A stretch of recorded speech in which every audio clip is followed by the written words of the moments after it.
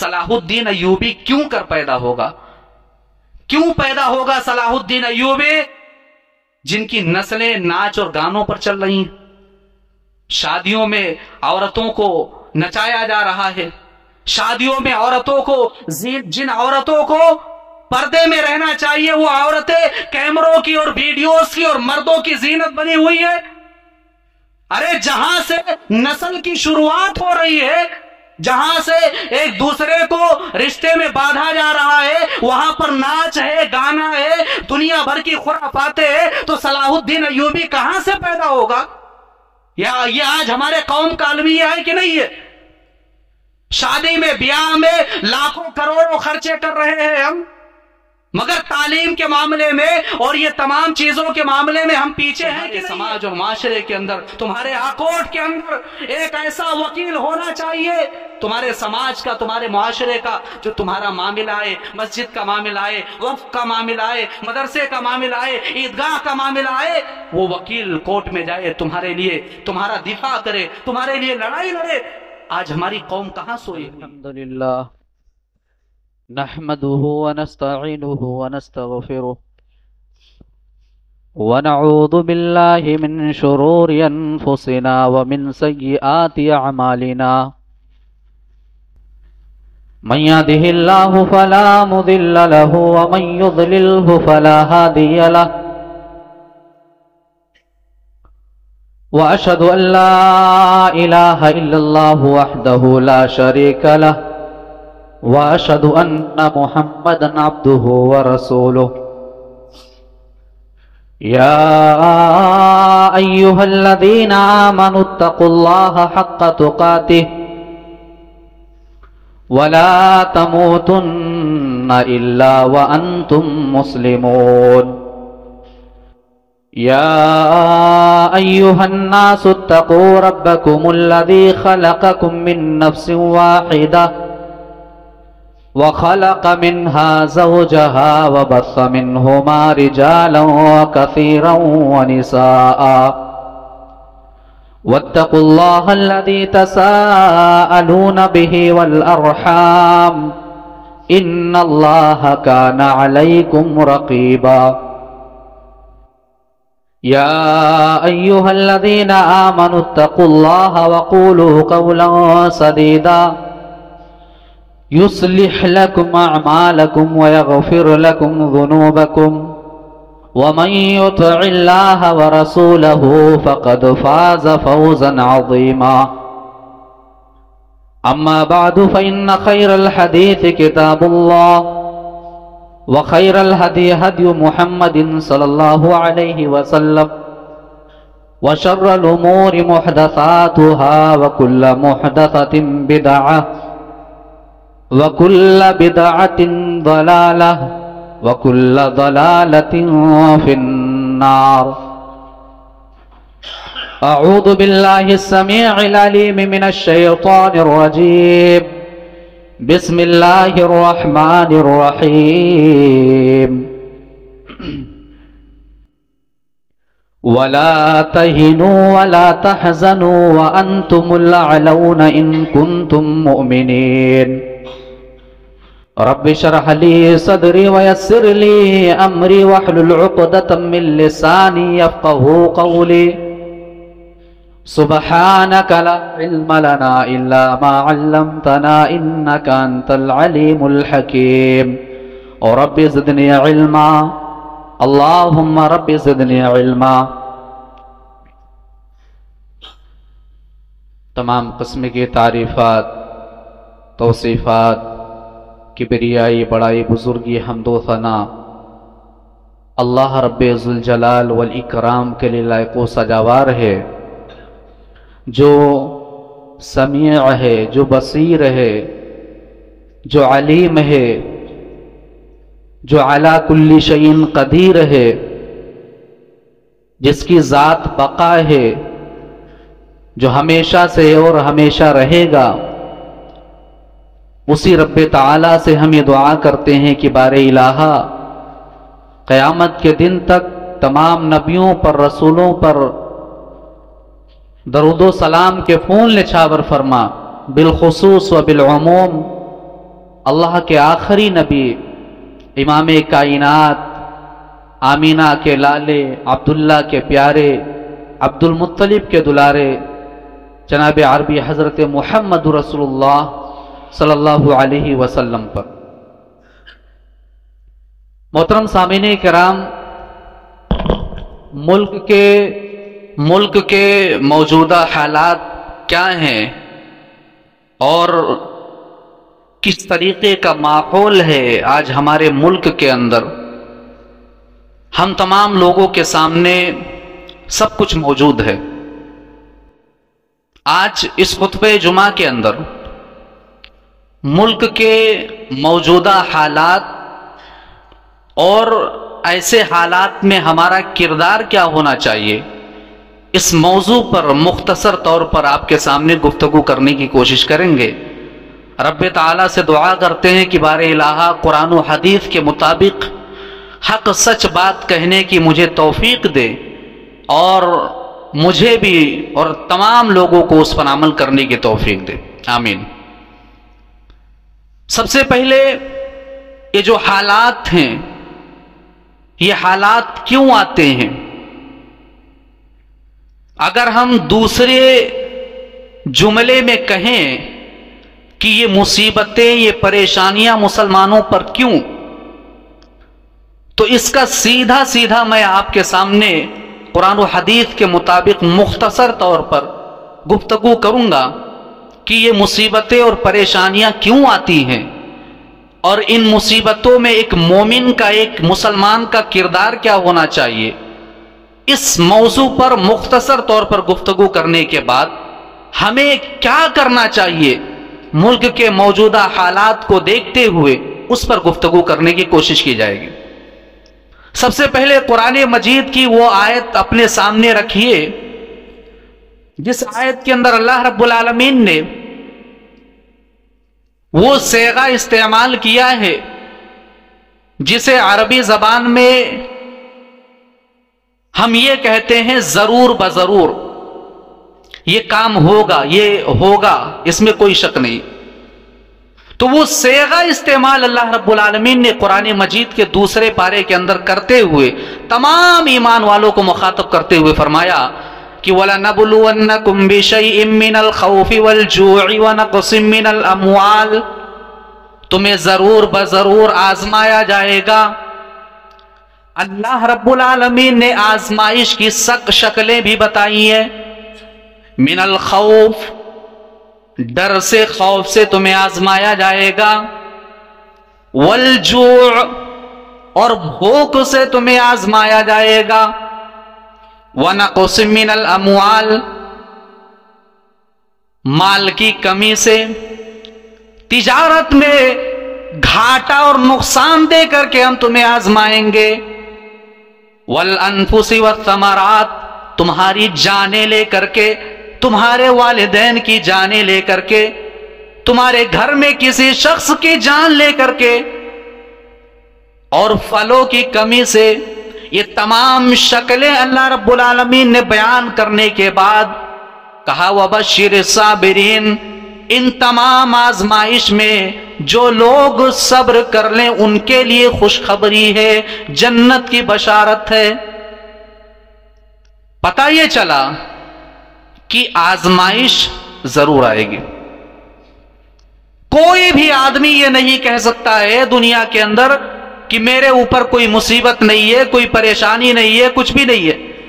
ہر آدمی کسی نہ کسی مسئلے کو لے کر کے پریشان ہے، ٹینشن میں ہے، ڈپریشن میں، کچھ نہ کچھ تو ہے۔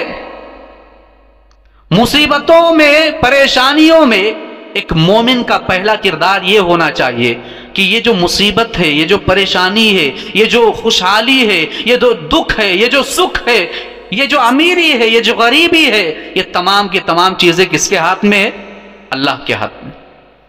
ما اصاب من مصیبت فی الارض ولا فی انفسکم الا فی کتاب من قبل ان نبرأها۔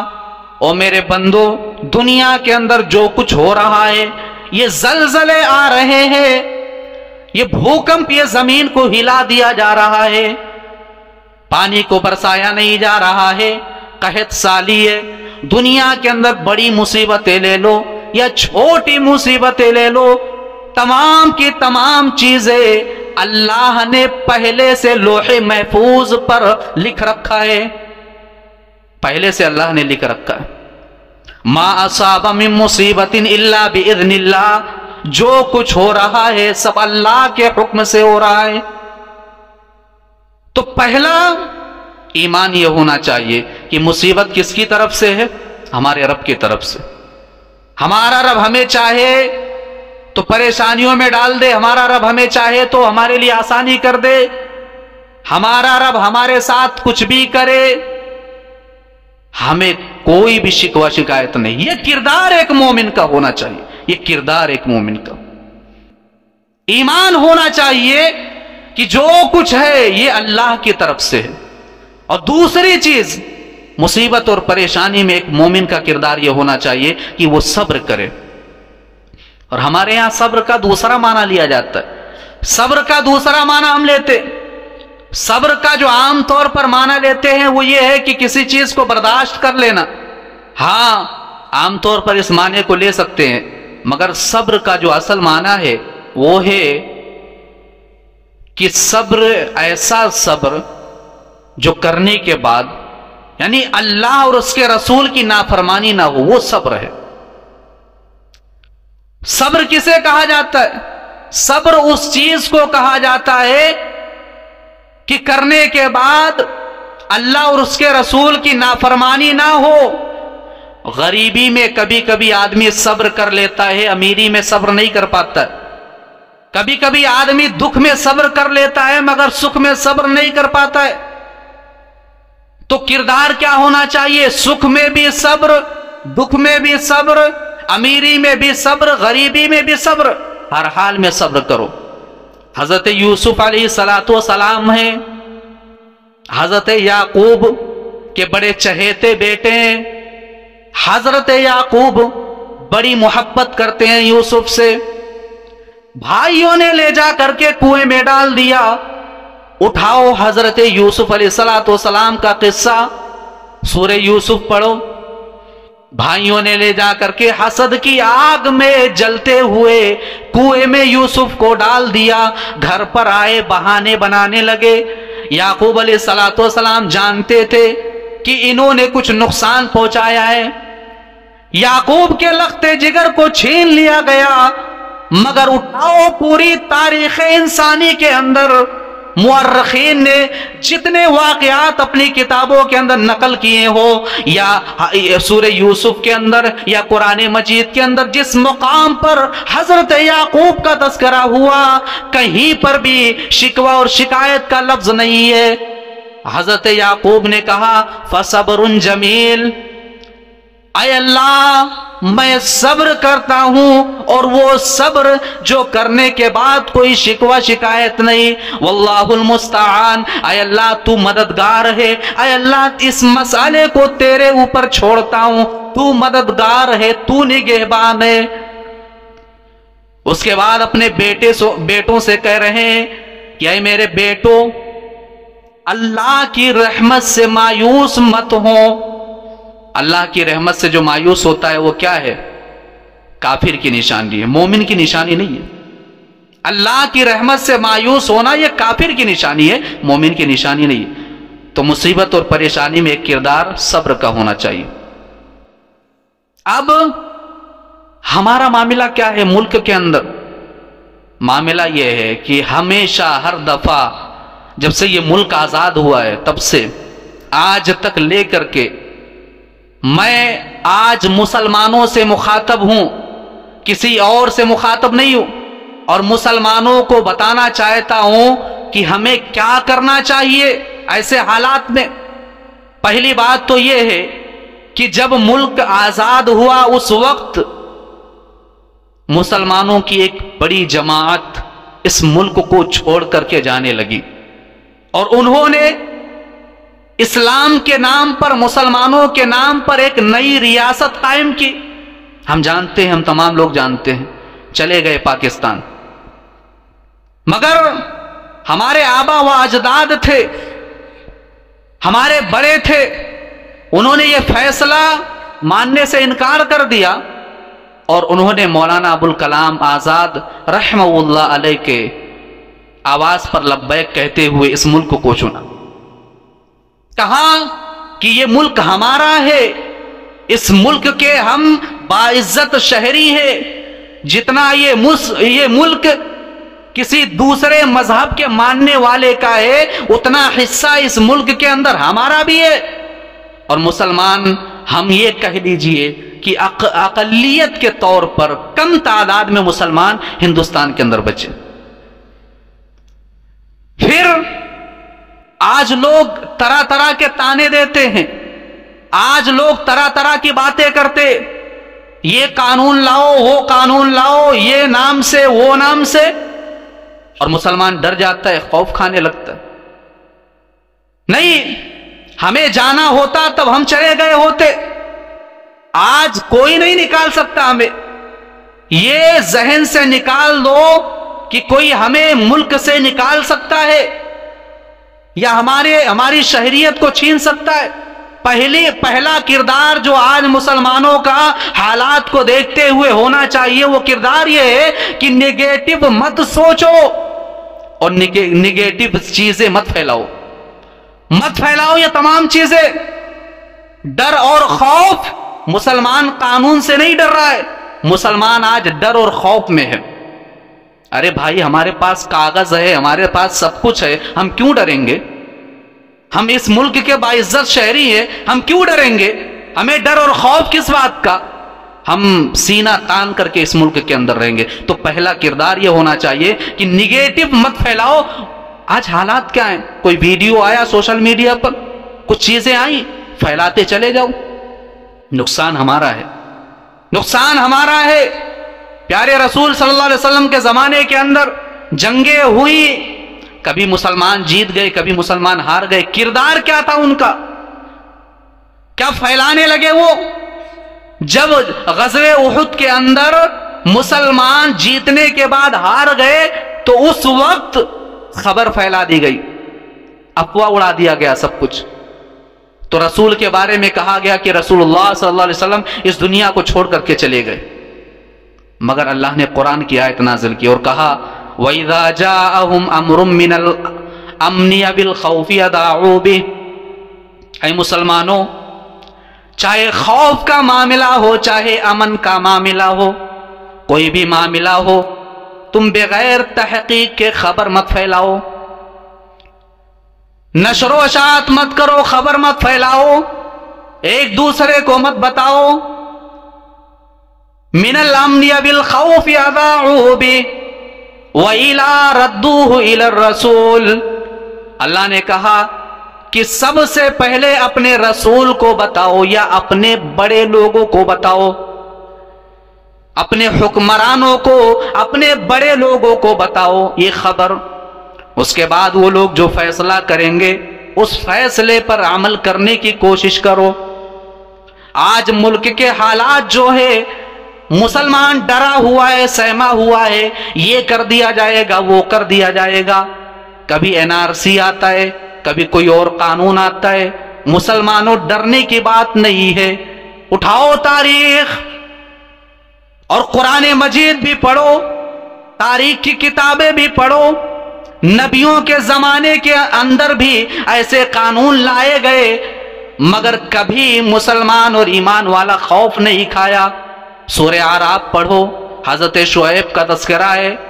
ڈائریکٹ اللہ رب العالمین نے قرآن مجید کے اندر NRC کا تذکرہ کیا.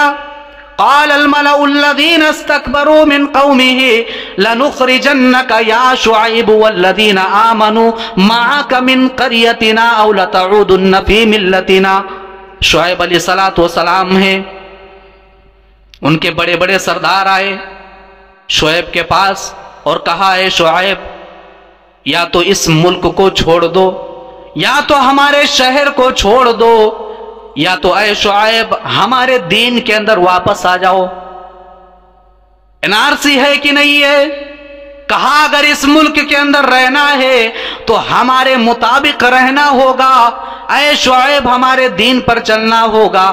حضرت شعیب نے کہا اولو کننا کارہون، ہم جن چیزوں کو ناپسند کرتے ہیں بتاؤ ان چیزوں کو کیسے مان لیں، بتاؤ ہم کفر کیسے کر لیں، ہم اللہ کی عبادت کرنا کیسے چھوڑ دیں، بتاؤ ہم توحید کے راستے کو کیسے چھوڑ دیں۔ قوم والے ظلم کرنے لگے، اللہ نے صیحہ کا لفظ استعمال کیا اور کہا کہ صیحہ کا عذاب ہم نے نازل کیا۔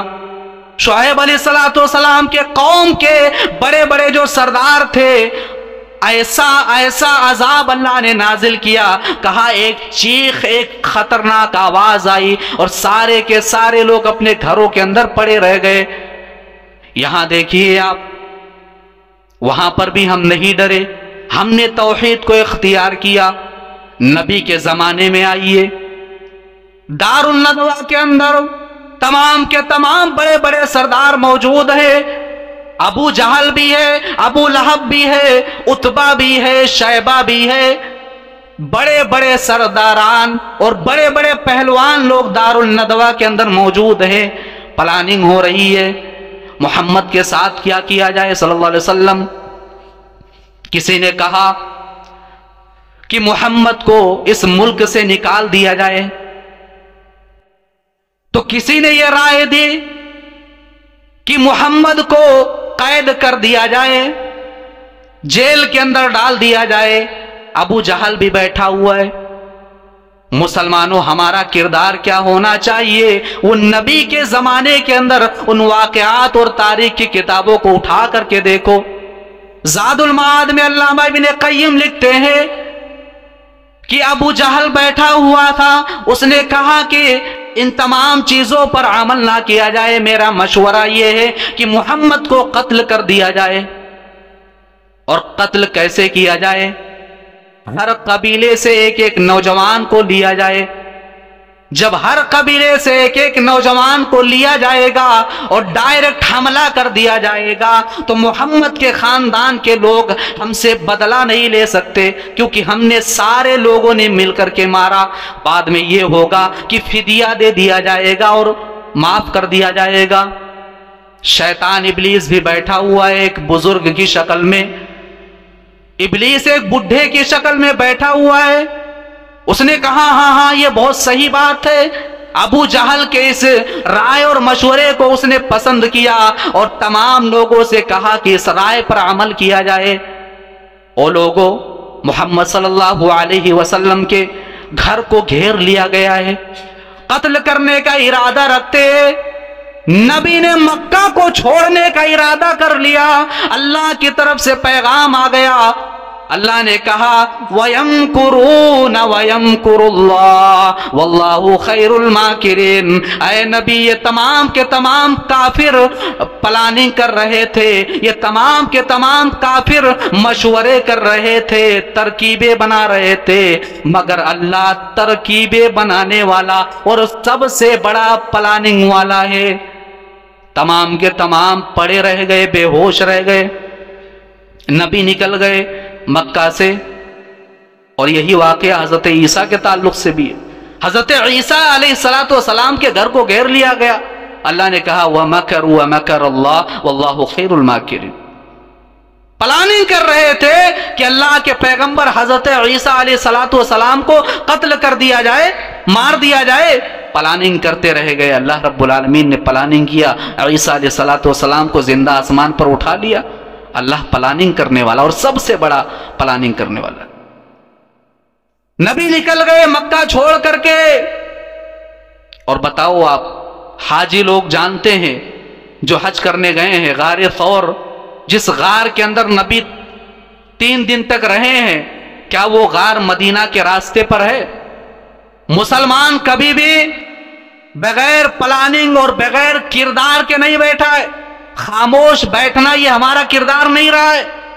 ارے اللہ چاہتا اور نبی صلی اللہ علیہ وسلم دعا کر دیتے تو جس طریقے سے معراج کی رات میں براق، وہ سواری اللہ نے دیا، وہ سواری دے دیتا، ڈائریکٹ مدینہ پہنچ جاتے۔ یہ سب کرنے کی کیا ضرورت تھی؟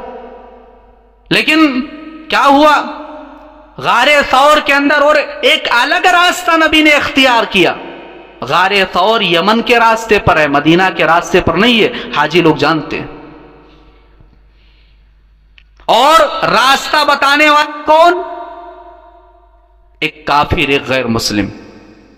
ایک چیز یہ بھی کہہ دینا چاہتا ہوں مسلمانوں، اس چیز پر بھی، اس پوائنٹ پر بھی غور کرنا، جب تک ابو طالب زندہ رہے کسی میں ہمت نہیں ہوئی کہ محمد صلی اللہ علیہ وسلم کو مدینہ سے مکہ سے نکال سکے یا محمد صلی اللہ علیہ وسلم کو قتل کرنے کا ارادہ بنائے۔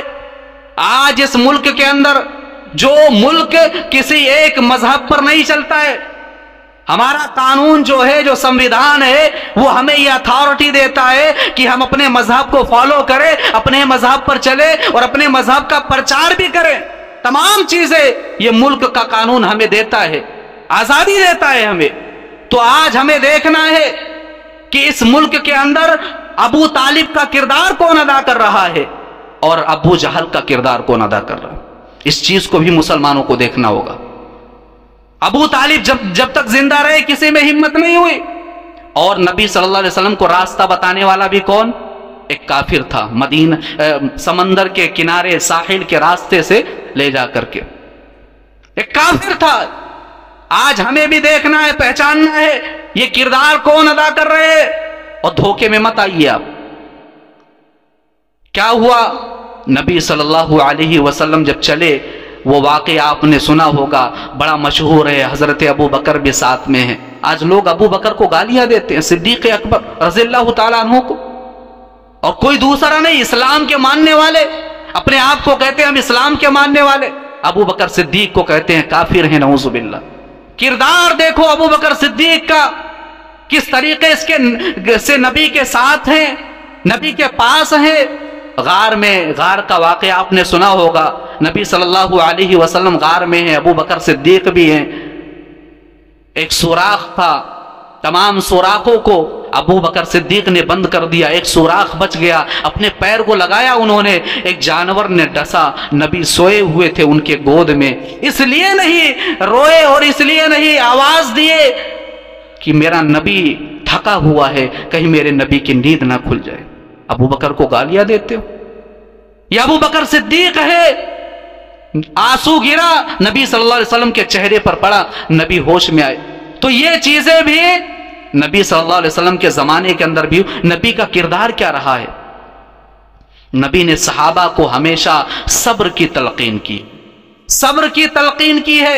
اصبر وما صبرک الا باللہ، اے میرے صحابہ صبر کرو، جو صبر کرتا ہے اللہ رب العالمین اس کے ساتھ ہے، ان اللہ مع الصابرین۔ یہ کردار آج مسلمانوں کو اپنانے کی ضرورت ہے۔ پہلی چیز، نگیٹو چیزیں مت سوچو اور نگیٹو چیزیں مت پھیلاؤ، اور مسلمان ڈر اور خوف اللہ کے علاوہ کسی کا نہیں رکھتا۔ اور دوسری چیز، صبر کا دامن ہم تمام لوگوں کو پکڑنا ہے میرے بھائی۔ اگر آدمی صبر نہ کرے تو آج حالات ایسے ہیں کہ کلیجہ پھٹ کر کے باہر نکل جائے۔ آدمی اتنی مصیبتوں اور پریشانیوں میں کبھی کبھی آ جاتا ہے کہ اگر صبر جیسی چیز نہ ہو تو آدمی کا کلیجہ باہر نکل جائے، مگر صبر کا دامن نہیں چھوڑنا، یہ چیز ہم تمام لوگوں کو یاد رکھنی۔ اس کے بعد پیارے رسول صلی اللہ علیہ وسلم کے زمانے کے اندر کیا حالات ہوئے ہمارے سامنے ہے۔ ہم جانتے ہیں کہ نبی صلی اللہ علیہ وسلم نمازیں نہیں پڑھ رہے تھے، ان کو کھلے عام نمازیں پڑھنے کی اجازت نہیں تھی، ظلم کیا جا رہا تھا۔ کیا ہوا؟ صحابہ زید بن ارقم کے گھر میں رہے، چھپ چھپ کر نماز پڑھتے رہے، دعوت و تبلیغ کا کام کرتے رہے۔ آج مسلمانوں بتاؤ، آج ہم اتنے ڈر اور خوف میں ہیں، کیا یہ حالات آج ہمارے سامنے؟ کیا مسجدوں کے اندر آنے سے ہمیں کوئی روک رہا ہے، یا ہمارے دین پر چلنے پر ہم پر کوئی ظلم ہو رہا ہے؟ کچھ بھی نہیں، کوئی پابندی نہیں، نماز پڑھنے پر کچھ بھی نہیں ہے، مگر ہمارا کردار کیا ہے وہ دیکھو ذرا۔ نبی صلی اللہ علیہ وسلم سجدے کی حالت میں ہے، آپ پر لا کر کے اونٹ کا اوجھڑی ڈالا گیا۔ نبی صلی اللہ علیہ وسلم سجدے کی حالت میں ہے، آپ کے گلے کو گھونٹا گیا، آپ کی زبان باہر آ گئی، ایسا لگ رہا تھا کہ نبی کی جان نکل جائے گی۔ نبی صلی اللہ علیہ وسلم کو 3 سال تک ابو طالب کے گھاٹی کے اندر बाइकआउट कर दिया गया। मक्का के लोगों ने, क्या हुआ, तमाम मुसीबतें आई, परेशानी आई, मगर किरदार क्या रहा? मुसलमानों ने अपने मजहब को नहीं छोड़ा, मुसलमानों ने सब्र का दामन नहीं छोड़ा। यह मुसलमानों का किरदार रहा है। और एक चीज ये भी कह देना चाहता हूं कि हर साल जब 6 दिसंबर आता है, मुसलमान बाबरी मस्जिद का रोना रोते हैं। 6 दिसंबर आता है, बाबरी मस्जिद शहीद कर दिया गया, हमसे बाबरी छीन ली गई, तरह तरह की बातें व्हाट्सएप पे, फेसबुक पे फला फला फला नौजवान फैलाते हैं, जज्बाती नारे लगाते हैं, जज्बाती वीडियोस बनाते हैं। दुनिया देख रही है, ये मुसलमान हैं जिन्हें देख के शर्माए यहूद। घर के बगल में मस्जिद है, वो मस्जिद वीरान है। आज हिंदुस्तान के मुसलमानों के अंदर एक बहुत बड़ा अलमिया यह भी है कि हजारों मस्जिदें वीरान हैं, फोटोज लिए जा रहे हैं, उन मस्जिदों के अंदर सेल्फीज लिए जा रहे हैं, घूमने की जगह बना दिया गया। हजारों मस्जिदें वीरान है, नमाज पढ़ने वाला कोई नहीं, सजदा करने वाला कोई नहीं। तुम्हारे घर के बगल में तुम्हारी मस्जिद है, उसको आबाद करने के लिए तुम नहीं जा रहे हो, बाबरी मस्जिद का रोना रोते हो। फिर कहते हो कि हमारे साथ ऐसा हो रहा है, हमारे साथ वैसा हो रहा है। उठाओ तारीख, कभी उंदुलुस के अंदर, उंदुलुस की तारीख उठा करके देखो। हमारी हुकूमत थी, हम इख्तिदार में थे, हमारे पास सब कुछ था। आज हालात क्या है? जिन मस्जिदों के अंदर कभी मुसलमान नमाज पढ़ते थे, उन मस्जिदों के अंदर बकरियों को और जानवरों को बांधा जा रहा है। यह हालात है आज। क्यों? क्योंकि हमने वो किरदार अदा नहीं किया जो एक मुसलमान का किरदार होना चाहिए। बाबरी मस्जिद का रोना रोते हो और तुम्हारे घर के बगल की मस्जिद खाली हुए और नमाज पढ़ने नहीं जाते हो। और एक बात ये भी कह देना चाहता हूं, आज हालात कैसे हैं? हमारा ईमान, हम ईमान की बात करते, ऐसे हालात में ईमान को झंझोड़ने की और ईमान को जगाने की बात की जाती है। मगर हालात क्या है मेरे भाई? हमारा ईमान इतना कमजोर हो चुका है कि हमें घर से मस्जिद तक नहीं ला सकता। बताओ आज हमारा ईमान कितना कमजोर हो चुका है कि अल्लाह अकबर की सदा आ रही है, हय्या अल सलाह और हय्या अल फलाह की सदा आ रही है, और हमारा ईमान इतना कमजोर हो चुका है कि हम घर से मस्जिद नहीं आ सकते। और हम बात करते हैं अमन की बात करते हैं, हम बात करते हैं अल्लाह के मदद की, अल्लाह के नुसरत की बात करते। किरदार हमारा वैसा कहां है जो होना चाहिए? आप देखिए, जब जब मुसलमानों पर जुल्म हुआ, जब जब इस्लाम के मानने वालों पर जुल्म हुआ, तब तब अल्लाह की नुसरत आई, मदद आई, अल्लाह ने मदद किया। और अल्लाह का वादा है मदद करेगा अल्लाह। मैंने कुरान मजीद की वो आयत, मशहूर आयत मैंने पढ़ा कि वला तहीनु वला तहज़नु अंतुमुल आलौन इन कुंतुम मुमिनीन। हमारा सबसे अच्छा दोस्त कौन है? देखो जरा, अल्लाह है। दुनिया के अंदर कोई भी हमारा सबसे बेहतरीन दोस्त नहीं हो सकता अल्लाह के अलावा। अल्लाह है हमारा दोस्त, सबसे बेहतरीन दोस्त, हमारा दोस्त, हमारा सबसे ज्यादा खैर खा। हमारा रब हमसे कह रहा है कि मेरे मोमिन बंदो, वला तहीनु वला तहज़नु अंतुमुल आलौन, गम ना करो, खौफ ना खाओ, मायूस मत हो। हम तुम्हें अंतुमुल आलौन इख्तिदार देंगे, हुकूमत देंगे, तुम्हें सरबराह बनाएंगे मुल्क का। मगर अल्लाह ने कहा इन कुंतुम मोमिनीन, शर्त यह है कि ईमान वाले बन जाओ, ईमान वाले बन जाओ, शर्त है। अल्लाह ने शर्त लगाया। और हमारा दोस्त कैसा दोस्त? उसके दरबार में मत जाओ, उससे मिलने मत जाओ, तो वो हमारा दोस्त हमसे नाराज हो जाता है। वो दोस्त कौन दोस्त? वो दोस्त जिसके सामने हाथ ना फैलाओ तो वो हमसे नाराज हो जाता है। वो दोस्त जो हमें देने के लिए तैयार है, वो अल्लाह, वो हमारा खैर खा, जो सब कुछ हमें दे चुका है और देने के लिए तैयार है। वो कह रहा है कि मेरे ईमान वालों बंदो, अगर तुम मोमिन हो तो तुम्हें गम और खौफ और तमाम चीजें करने की जरूरत नहीं है। तो हमारा किरदार क्या है मेरे भाइयों? क्या ईमान वाला किरदार है? क्या तकवा और परहेजगारी हमारे अंदर मौजूद है? और अल्लाह रब्बुल आलमीन ने क्या कहा कि अगर तुम मोमिन हो तो खौफ ना खाओ, खौफ ना खाओ। वला तखाफून, खौफ ना खाओ। कुरान मजीद की अक्सर आयतें आप उठा करके देखेंगे जहां पर ईमान का तस्करा किया गया और जहां पर खौफ ना खाने का तस्करा किया गया, वहां पर ईमान को मिलाया गया साथ में। ईमान वाला अल्लाह के अलावा किसी से नहीं डरता है।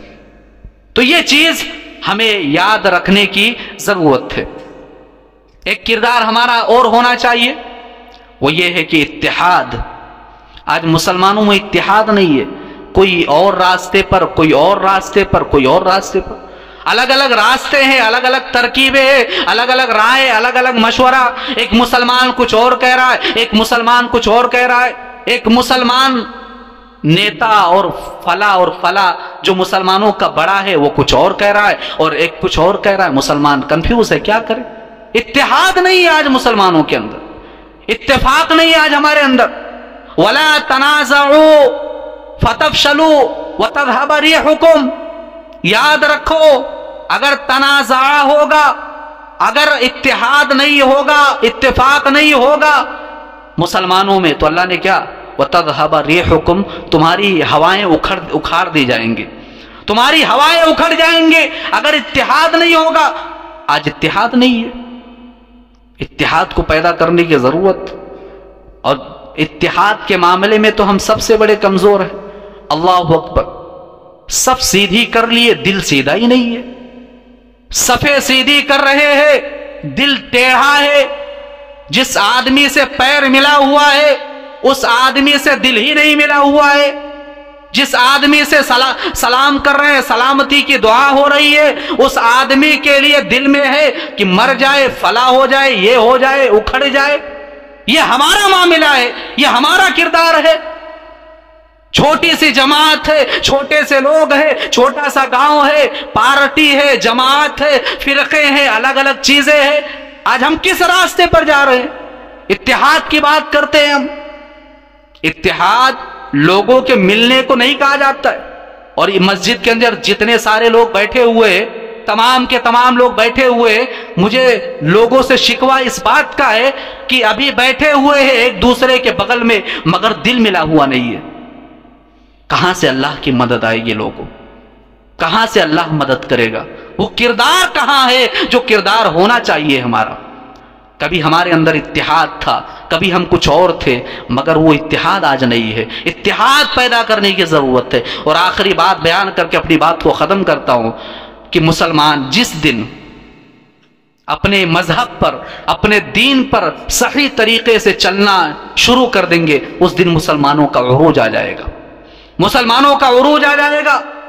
आज हम देख रहे हैं हालात, क्या हालात हैं।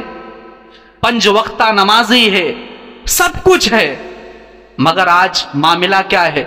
जिस पैसे को मुसलमानों को तालीम में खर्च करना चाहिए था, जिन पैसों की जरूरत मस्जिदों को थी, जिन पैसों की जरूरत मुसलमानों के उन तबके लोगों को थी, उन जमात के लोगों को थी जो गरीब हैं, जो मजबूर हैं, वो पैसे आज कहां जा रहे हैं? शादियों के नाम पर और रस्म और रिवाज के नाम पर कितने खर्च हो रहे हैं, जरा बताओ आप।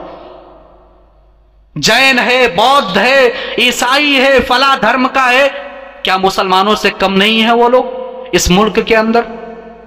क्या वो मुसलमानों से कम नहीं है?